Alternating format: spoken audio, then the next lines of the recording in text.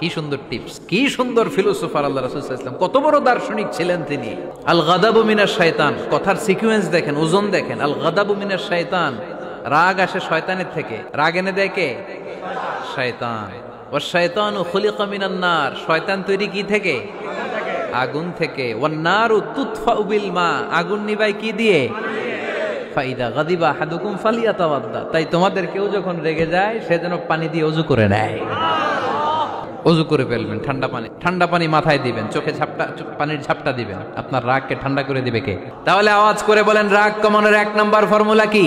আউযু বিল্লাহি মিনাশ শাইতানির রাজিম। 2 নাম্বার চুপ থাকা, 3 নাম্বার বসে পড়া, শুয়ে পড়া, 4 নাম্বার ওযু করা। 4 নাম্বার, এই 4টা পদ্ধতিতে আপনি রাগ কমাতে চাইলে আপনার রাগ কমাই দিবে কে? এজন্য আল্লাহ বললেন, আমার মুমিন বান্দার 2 নাম্বার গুণ, তারা রাগকে নিয়ন্ত্রণ করে।